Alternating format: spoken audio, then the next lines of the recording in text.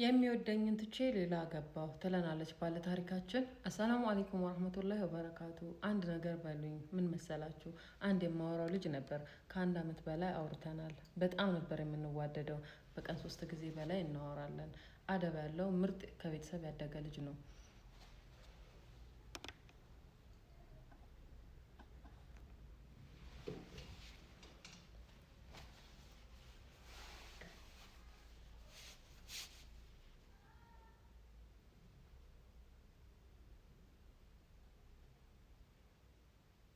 እናማ አልቀጠልንም። በቤተሰብ ባልመጣልኝ ትምህርት አልማርም፣ ስራም አልሰራም። ጓደኞቼም አግብተዋል።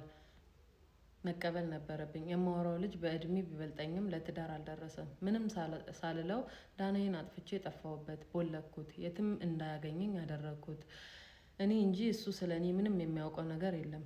ድብቅ ነበርኩ። ብንጣላስ፣ ቤት ቢመጣስ እያልኩ ብዙ ነገር ነበር የምደብቀው። ስለ እሱ አንድ በአንድ ከጓደኞቹ ሳይቀር አውቃለሁ። እናማ አገባው። ትዳሩም አላማረበትም ቀረ። በሱ ምክንያት አይደለም ወላሂ። ከሱ ጋር ምንም አይነት ንክኪ አልነበረንም። አደብ ባለው ነበር የምናወራው። ከአመታት በኋላ በሆነ አጋጣሚ ተገናኘን። በዚሁ አጋጣሚ አሁንም ፖፖ ላይፍ ጀምሩ። ማለት ፖፖ ላይፍ መስራት የምትፈልጉ ካላችሁ፣ በዚህ አጋጣሚ ፖፖ ላይፍ መስራት የምትፈልጉ ካላችሁ ባዮ ላይ ዩዘር ኔም አለ። ከፈለጋችሁ ደግሞ በውስጥም አውሩን። ስቴፑ እንዴት እንደሆነ ነግራችኋለሁ። ወደ ታሪካችን እና ደግሞ ሀሳብ አስተያየት እና ደግሞ ተጨማሪ እና ደግሞ አማክሩኝም ካላችሁ በውስጥ ጻፉልን። አሁንም ዩዘር ኔም ባዮ ላይ ያለ ማናገር ትችላላችሁ። ከአመታት በኋላ በሆነ አጋጣሚ ተገናኘን። በጣም አዝኖ ጠየቀኝ። ሁሉንም ነገር ነገርኩት። ቢያንስ ላገባ ነው ብለሽ ለምን አልነገርሽኝም? ምን ሆንሽ ብዬ ያልፈነቀልኩት ድንጋይ የለም። አንቺን ለማግኘት እንዲህ ጨካኝ አትመስይኝም ነበር። ጎድተሽኛል አለ። አፉ በለኝ። ላገባ ነው ብለህ ትጎዳብኛለህ ብዬ ነው አልኩት። እሺ አለ። እንደተለያየሁም አወቀ። አሁንም አወድሻለሁ አብረን እንሁን ሲለኝ ኖ አይሆንም፣ ባጣቆይኝ ላደርግህ አልፈልግም። አንተም ህይወትህን ኑር አልኩት። እሱ ግን ለመነኝ። እንደምትወጂኝ ያውቃለሁ። እኔም ከአንቺ ሌላ አውርቼ አላውቅም። ፍቅራችን በኒካ እንጠቅልለው አለኝ። እኔ ግን ፈራሁ። እኔ እምቢ አልኩኝ።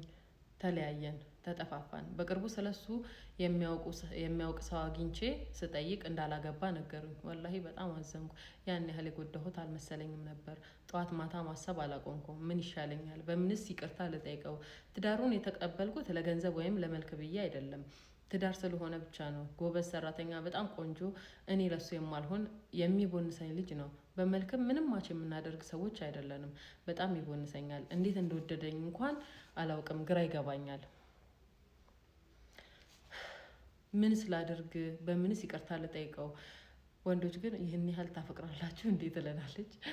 እና ታፈቅራላችሁ? እኔም ጠየኳችሁ። ታፈቅራላችሁ? ጓደኛዬን አማክራት።